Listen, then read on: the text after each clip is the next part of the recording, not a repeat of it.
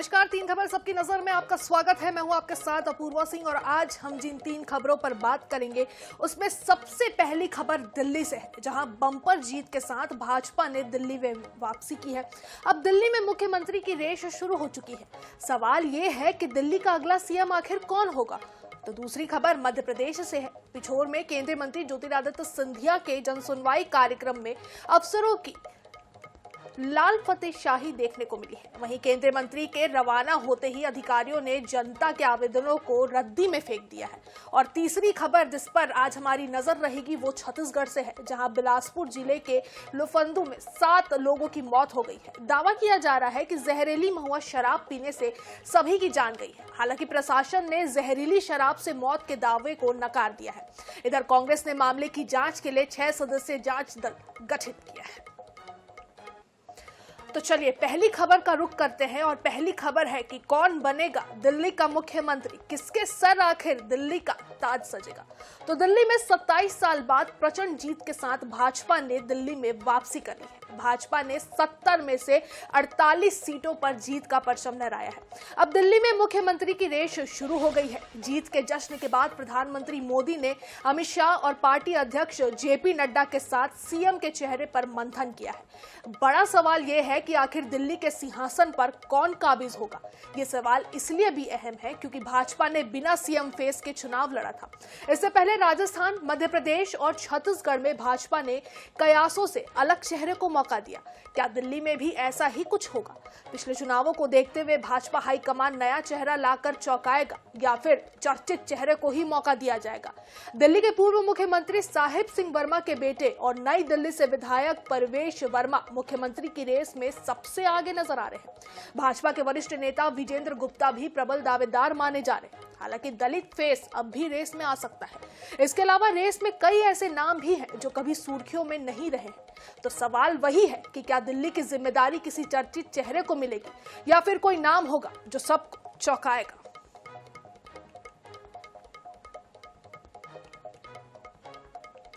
तो किसके नाम पर लगेगी मुहर, कौन बनेगा दिल्ली का सीएम?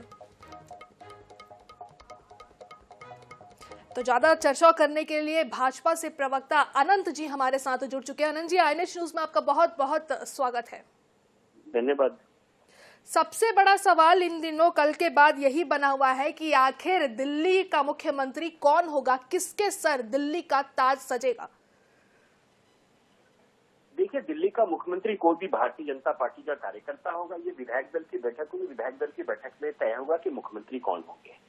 क्योंकि आपने देखा होगा कि भारतीय जनता पार्टी कार्यकर्ताओं की पार्टी है और चूंकि पूरे दिल्ली के चुनाव में माननीय यशस्वी प्रधानमंत्री नरेंद्र मोदी जी के नेतृत्व में जिस तरीके से दिल्ली को विकसित करने के लिए, भारत को विकसित करने के लिए दिल्ली के देवतुल्य जनता ने वोट दिया है, तो निश्चित तौर पे पहले भी ऐसा होता रहा है। भाजपा के इतिहास में आपने देखा होगा कि मध्य प्रदेश में, राजस्थान में, उसके बाद छत्तीसगढ़ में एक कार्यकर्ता जिस तरीके से मुख्यमंत्री बने हैं, उसी तरीके से हमें लगता है कि दिल्ली में कोई कार्यकर्ता ही मुख्यमंत्री होगा, ये तय है। जी, दिल्ली में कोई कार्यकर्ता ही मुख्यमंत्री होगा, जैसा पिछले चुनावों में देखने को मिला है, चाहे वो मध्य प्रदेश के चुनाव में देखने को मिला हो, छत्तीसगढ़ में हो या राजस्थान में की बात करें तो चौंकाने वाला सीएम ही सामने आया है। लेकिन अगर पॉलिटिकल ग्राफ को हम देखें तो आगामी दिनों में बिहार है, फिर पंजाब भी है और सिख में देखें तो सिख समुदाय में भाजपा की उतनी पकड़ नहीं है। अनंत जी, तो क्या ऐसे भी कयास लगाए जा सकते हैं कि पूर्वांचल से किसी को बनाया जा सकता है? अब अगर पूर्वांचल वोट बैंक की अगर हम बात करें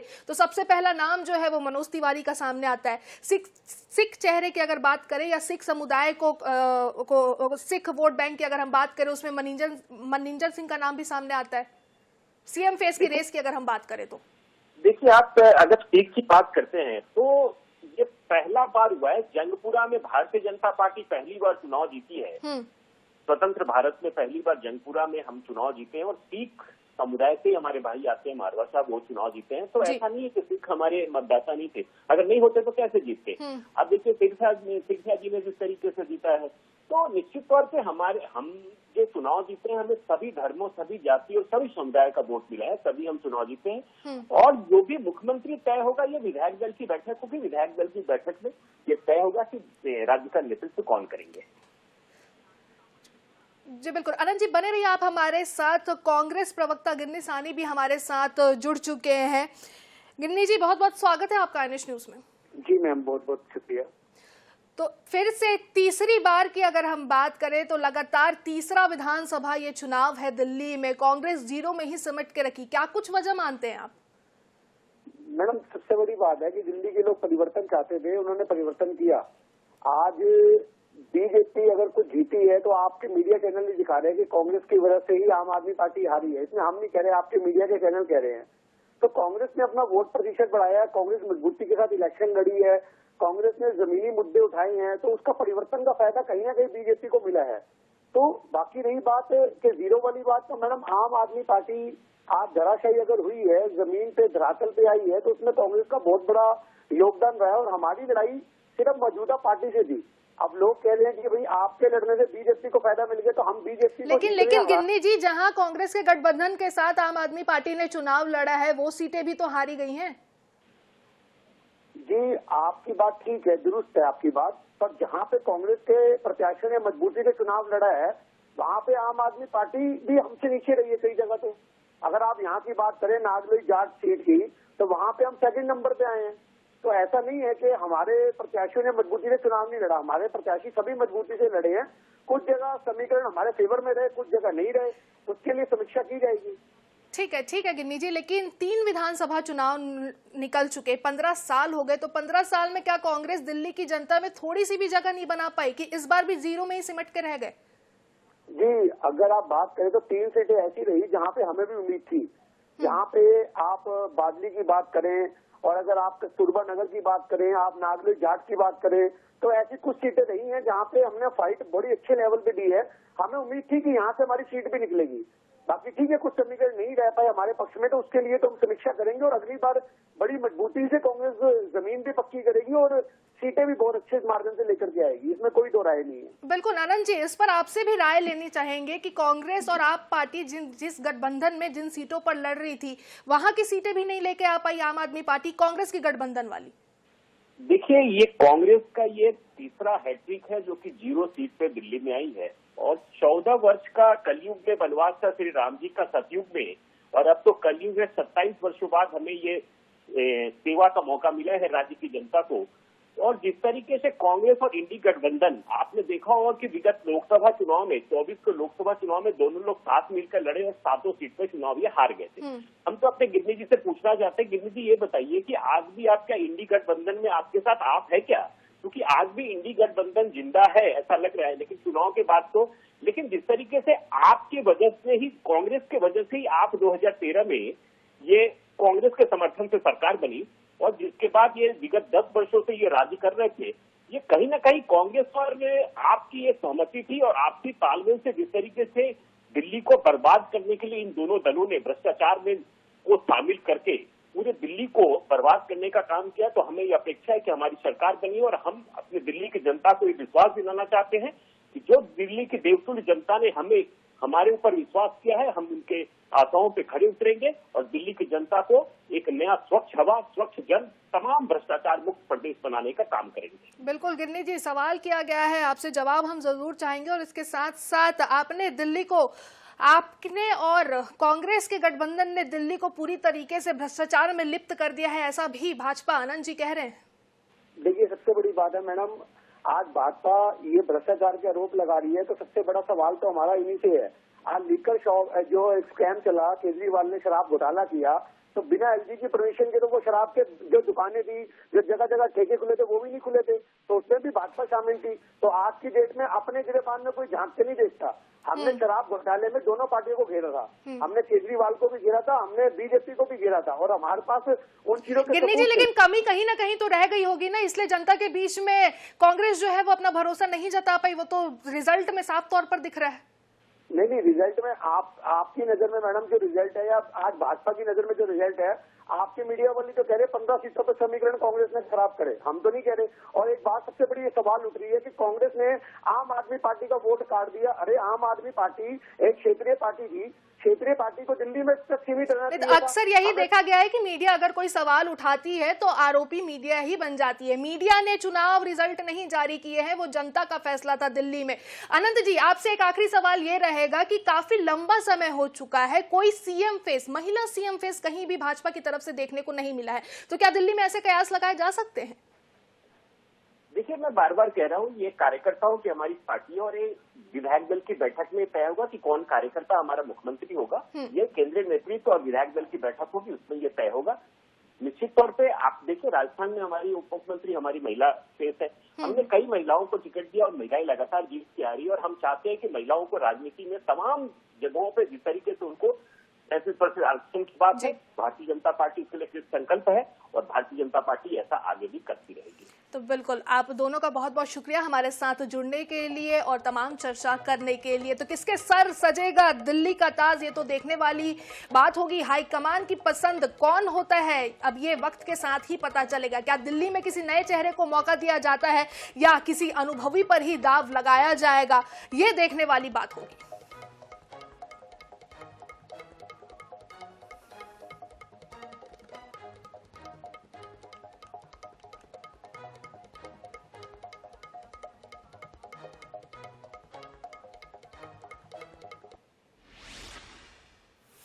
किसके साथ होगी किस दिल्ली की कमान, ये तो देखने वाली बात होगी। हम दूसरी खबर का रुख करते हैं और बात मध्य प्रदेश की पिछोर की करेंगे, जहां केंद्रीय मंत्री ज्योतिरादित्य सिंधिया के कार्यक्रम में अफसरों की लाल फीताशाही देखने को मिली है। दरअसल शासकीय महाविद्यालय में जन सुनवाई का आयोजन किया गया था, जिसमें सिंधिया के साथ मंत्री प्रद्युम्न सिंह तोमर और विधायक प्रीतम लोधी भी मौजूद रहे। जन सुनवाई में 5 लोगों ने अपनी समस्याओं को सामने रखा। लोगों की ज्यादातर समस्याएं आवास, इलाज, नामांतरण और राजस्व से जुड़ी थी। सिंधिया ने मौके पर मौजूद अधिकारियों को समस्याओं के निराकरण के निर्देश दिए, लेकिन सिंधिया के जाने के साथ ही शिविर का नजारा बदल गया। अधिकारियों और कर्मचारियों ने आवेदनों को निराकरण के लिए रखने की जगह उसे रद्दी में फेंक दिया। इस वाकये से प्रदेश में अफसरशाही के बेलगाम होने का संकेत मिल रहा है। तो एक्सक्लूसिव तस्वीरें इस पूरे मामले से जुड़ी हुई वीडियो इस वक्त आप अपनी स्क्रीन पर देख पा रहे हैं। क्या कुछ पूरा मामला है, ग्राफिक्स के मामले भी हम आपको समझाते हैं। दरअसल एक शिविर लगा हुआ था जहां पर लोग जो है, आम जनता जो है, अपनी समस्याएं लेकर पहुंच रहे थे। केंद्रीय मंत्री ज्योतिरादित्य सिंधिया भी वहां पर पहुंचे। जब तक केंद्रीय मंत्री वहां पर मौजूद रहे तब तक तो अफसर और अधिकारी जो वहां पर मौजूद थे उन्होंने पूरी निष्ठा दिखाई, लेकिन उनके जाते ही अधिकारियों का असली रूप देखने को मिला। केंद्रीय मंत्री ज्योतिरादित्य सिंधिया के जाते ही आपको बता दें कि उन अधिकारियों ने जितने भी आवेदन आए थे, जितनी भी शिकायतें आई थी, उनको रद्दी में फेंक दिया। पूरे आवेदन यहीं फेंक दिए सभी, पूरे आवेदन एक तरफ बेडाले कुर्सी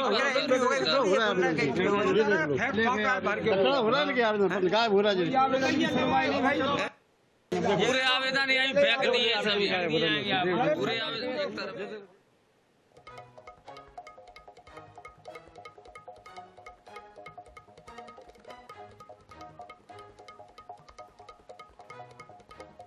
तो गर्त में गुहार है। पिछोर से हमारे संवाददाता उमेश लोधी हमारे साथ जुड़ चुके हैं। उमेश, वीडियो हम देख रहे थे, उसमें साफ तौर पर देखा जा रहा है कि किस तरीके से आवेदनों को जो है वो रद्दी में फेंक दिया गया है। पूरा मामला विस्तार से आपसे जान लेते हैं कि क्या कुछ पूरा ये मामला था, क्योंकि केंद्रीय मंत्री ज्योतिरादित्य सिंधिया खुद वहां पे मौजूद थे। देखिए मैडम, मैं आपको बता दूं, ये कल शनिवार की बात है जब वो केंद्रीय मंत्री शाम को 5 बजे के बाद पिछोर पहुंचे थे और वो लोगों की समस्या के लिए एक शिविर लगा था, उसमें मौजूद थे। और उस शिविर में तमाम अधिकारी वगैरह जो मौजूद थे। जी, अधिकारी मौजूद थे। ज्योतिरादित्य सिंधिया भी वहां पर मौजूद थे, लेकिन जानकारी ये निकलकर सामने आ रही है कि ज्योतिरादित्य सिंधिया के जाने के बाद जो है अफसरों की जो है का असली रूप देखने को मिला। उन्होंने सारे आवेदन, जितने आवेदन आए थे, उनको रद्दी में फेंक दिया। हाँ, देखिए ऐसा था कि वहाँ ये जो आवेदन उनने लिए थे, प्रशासन का से जब हमने अभी बात की है तो प्रशासन का कहना है कि जो पहला काउंटर जो था उस पहले काउंटर पे आवेदन लिए जा रहे थे, स्कैन किए जा रहे थे। इसके बावजूद जो अंदर दूसरे तीसरे नंबर के काउंटर थे, वहां सुनवाई चल रही थी और प्रशासन का कहना है कि वहां ये जो कुछ शरारती लोग थे, उन्होंने इन आवेदनों को जानबूझकर इस प्रकार की वीडियो बना के अफवाह फैलाने की कोशिश की है। हालांकि जिस प्रकार सिंधिया जी को हमने देखा है तो वो किसी भी मुद्दों को बड़े गंभीर तरीके से सुनते हैं और जैसे ही उनके पास कोई शिकायत पहुंचती है वो बखूबी उस पे कहीं पत्र जारी करते हैं, तुरंत अधिकारियों को निर्देश भी देते हैं। और ये पहला मौका नहीं है जब वो समस्याओं को गंभीरता से सुनते हैं। लेकिन इस प्रकार उनके जाने के बाद जो आवेदन वहां कचरे के ढेर में फेंके जाने का जो लोग बोल रहे हैं, तो ये कहीं ना कहीं बहुत गलत है, क्योंकि इस प्रकार तो मंत्री जी की अवहेलना करना जैसा दिखता है प्रशासन का। तो बिल्कुल, जैसा कि उमेश जी आप बता रहे हैं कि प्रशासन का कहना है, प्रशासन तो अपनी सफाई देगा ही देगा, लेकिन जो वीडियो हम देख रहे थे उसमें साफ तौर पर देख रहे हैं कि आवेदन नीचे पड़े हुए हैं और जो लोग वहां पर है शायद वो आवेदक ही है और उन्हीं के जो आवेदन है जो वो नीचे फेंके गए हैं। तो प्रशासन की तरफ से जो जवाब आया है और जो तस्वीरें और जो लोग वहां पर बोल रहे हैं वो दोनों आपस में कहीं भी मेल नहीं खा रहे हैं। देखिए, बिल्कुल मैं आपको बता दूं, जिस प्रकार तस्वीरों के माध्यम से अपन देख सकते हैं कि लोगों का जिस प्रकार कहना है और उनने जो आरोप लगाया है वो बिल्कुल बहुत निंदनीय कह सकते हैं, क्योंकि इस प्रकार लोगों बड़ी उम्मीद के साथ गांव से और दूर से चल के वहां पिछोर में आए थे और घंटों मंत्री जी का इंतजार करते रहे कि हमारा आवेदन पहुंचेगा और हमारी सुनवाई होगी, हमारी समस्याओं का निराकरण होगा।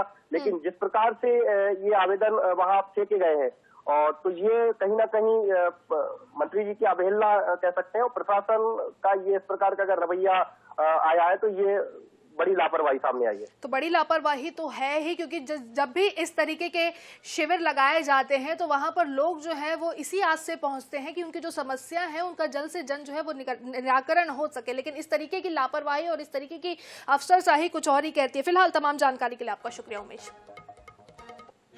आवेदन बना के कोई सुनवाई नहीं भेगा। आवेदन कार्यपालन यंत्री के द्वारा सीपी द्वारा आज तक काम नहीं किया गया, जबकि शासन ने मुख्य अभियंता के द्वारा आज तक पालन नहीं किया जा रहा है।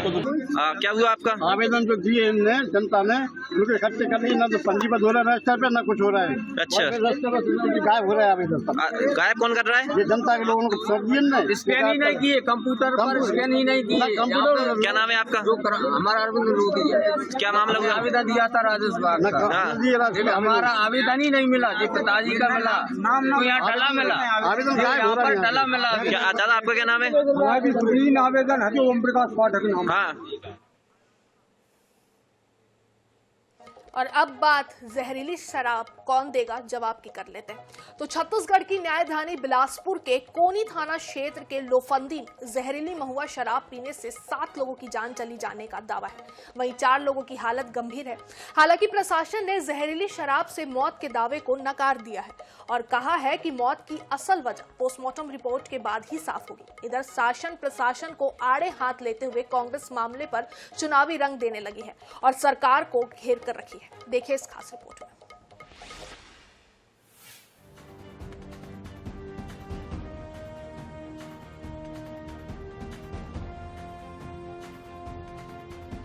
कुछ लोग हैं, जानेंगे कि इस गांव में एक मातम की लहर है और शोक की लहर देखने को मिली। ऐसा क्यों? गांव में कोई भी 2-4 आदमी खत्म हो जाता है तो गांव में माहौल दूसरा हो जाता है, तो इस 4 कारण से सब गोड़ बात इधर उधर चलता रहता है। उस कारण से हम ऐसे यहाँ पर तो कोई आदमी बढ़ता नहीं है। शाम के आते हैं लोग काम से फुर्सत पाकर, तो चौक है यहाँ पर बढ़ते हैं, तो 2-4 आदमी माहौल सुने कि वो मर गया आज, वो मर गया आज, ऐसे सब नाम बताए तो सुने भाई हम लोग। बिलासपुर में कथित जहरीली शराब से मौत की घटना पर पड़ताल के लिए INS 24/7 की टीम ग्राउंड जीरो पर पहुंची, जहां ग्रामीणों से बात की। ग्रामीणों से पता चला कि बुधवार को पहले एक व्यक्ति की मौत हुई, फिर 2 लोगों की जान गई। तब बीमारी से मौत समझकर उनका अंतिम संस्कार कर दिया गया। शुक्रवार की रात फिर एक साथ 4 लोगों का निधन हो गया। मौतों की घटना के बीच कई दिनों से महुआ शराब पीने की बात भी तेजी से फैली थी। मेरे को बोला सांप काटा है ऐसे, तो तुरंत मैं अपने बड़े पापा के लड़का को फोन किया। उसके बाद बाइक में भर कर सीधा बैठाकर ले गया है सिमरा। उसके बाद वो 2 मिनट में पूरा सांस तोड़ दिया। देखिए, अभी 3 लोग अभी भी गंभीर अवस्था में सिम्स में भर्ती हैं और कांग्रेस कमेटी यहाँ इन पीड़ितों के साथ, जिनके यहाँ मौत हो गई है या जिनके यहाँ गंभीर है, उनके दुख में हम शामिल होने आए हैं। कथित जहरीली शराब के सेवन से मौत की खबर लोफंदी से निकलकर पूरे छत्तीसगढ़ में फैल गई। अब प्रदेश कांग्रेस कमेटी ने कथित जहरीली शराब से मौतों की जांच के लिए दूसरी 6 सदस्यीय टीम गठित की है। इस गांव में तो 8 लोग लगभग जाने गई हैं, जिसमें एक ही घर का 2 फैमिली चला गया है। जिंदगी और मौत के बीच का फैसला गिन रहे हैं। ऐसी स्थिति यहाँ की जो है शराब के द्वारा बनी है। यहाँ पर शराब खुलेआम बिक रहा है, लोग पी रहे हैं और शासन के जो नुमाइंदे हैं वो गांव-गांव शराब सप्लाई कर रहा है। इस पर कांग्रेस का दावा है कि जिसकी भी तबीयत बिगड़ी वह जहरीली शराब पीने से। और इसी खबर पे बिलासपुर से हमारे संवाददाता संदीप करिहार सीधा हमारे साथ जुड़ चुके हैं। संदीप जी, आप ग्राउंड जीरो पर पहुंचे हुए थे, वहां अपने ग्रामीणों से बात भी की। क्या कुछ जो है वो पूरे मामले को लेकर जानकारी ग्रामीणों से निकलकर सामने आई है? क्योंकि इसमें सियासत भी देखने को मिल रही है, कांग्रेस इसको चुनावी रंग देने को कर रहा है। हालांकि अभी तक पोस्टमार्टम रिपोर्ट से ऐसा बिल्कुल खुलासा नहीं हो पाया है कि जहरीली शराब की वजह से ही मौत हुई है। देखिए, हम जिस तरीके से बात कर पा रहे हैं लोफंदी गांव की, जहां पे जो मौत का आंकड़ा 7 था वह बढ़ करके 9 हो गया है। बीती रात एक पवन जो नामक युवक है उसकी भी मौत हो चुकी है और अब तक इस मौत के जहरीली शराब के मामले में 9 लोगों की मौत लोफंदी में हुई है। हालांकि एक जो गंभीर रूप से जो राजकुमार नाम का जो व्यक्ति है वो उनसे रायपुर मेकाहारा में रेफर किया गया है और 3 लोगों की हालत अभी बिलासपुर के 3 अस्पताल में बनी हुई है। लगातार बुधवार से वहां पे जहरीली शराब को लेकर के वहां मौत का सिलसिला शुरू हुआ। लेकिन ताज्जुब की बात यह है कि इतने मौतों में केवल एक ही बॉडी का ही पोस्टमार्टम हो चुका। वहीं पे जब जिस डॉक्टर ने पोस्टमार्टम किया और उसके बाद उसने शॉर्ट फिल्म रिपोर्ट में जरूर बताया कि अल्कोहलिक है, कुछ नशे का जो सेवन उसने किया था, इसी कारण की दम घुटी है। वही तरफ में प्रशासन भी है इस मामले में गांव में पहुंच करके वो लगातार कैंप लगा रही है, सर्वे करा रही है, मुनादी करा रही है। इसके बावजूद भी प्रशासन की तरफ से जो अधिकृत तौर पे जो एक विज्ञप्ति जो देर शाम को जो जारी हुई उसमें बताया गया कि फूड पॉइजनिंग और एक व्यक्ति की सांप काटने से मौत हुई है। आश्चर्य करता है कि एक साथ में इतनी मौत का आंकड़ा दर्ज हो गया, उसके बावजूद में इस तरीके की विज्ञप्तियां जारी हो रही है। हालांकि इस मामले में कांग्रेस कमेटी ने भी पॉलिटिकल स्टंट लेते हुए गांव में जाकर के दुख बांटने की कोशिश की और वहां पे 6 सदस्यीय टीम है वो गठित की। फिलहाल के तौर पर बिलासपुर के कांग्रेस कमेटी के ऑफिस में एक प्रेस कॉन्फ्रेंस चल रहा है जिसमें पीड़ित परिवार के लोग हैं वो यहाँ पे कांग्रेस के साथ बैठ करके न्याय मांगते हुए नजर आ रहे हैं। हालांकि जो मृतक जो लोग थे गांव के वो अब इस मौत को लेकर के अब आर्थिक मुआवजे की भी बात कर रहे हैं, क्योंकि कहीं न कहीं किसी का पति के जान जाने से वो पत्नी विधवा हो गई और जिसका पिता गया है वो घर अब कहीं न अनाथ हो गया है। ये तमाम सवाल है और गांव में एक मातम का जो माहौल है वो देखने को मिल रहा था। उस गांव में लोफंदी में जो शमशान घाट है वहां एक के बाद एक चिता जल रहे हैं। चिता जलाने के लिए भी जगह नहीं, किनारे पे वो दूसरी चिता को जला रहे हैं। तो काफी शोक में वो गांव लोफंदी डूबा हुआ था। हालांकि अब तक इस मामले में अगर हम बातचीत करें तो 9 मौत का आंकड़ा दर्ज हो चुका है। ये इस वक्त की बड़ी खबर है क्योंकि अब तक आंकड़े जो 7 थे वो धीरे धीरे। बिल्कुल संदीप, इस मामले पर आप नजर बना कर रखिए। पोस्टमार्टम रिपोर्ट जब आएगी तभी खुलासा हो पाएगा कि आखिर ये मौतें 9 मौतें जो है वो कैसे हुई है। फिलहाल इस मामले पर सियासत भी देखने को मिल रही है, लेकिन आप अपनी नजरें बना कर रखिए। अपडेट हम लेते रहेंगे इस मामले से जुड़ी। फिलहाल जितनी भी जानकारियां आपने हमारे साथ दी उनके लिए आपका शुक्रिया।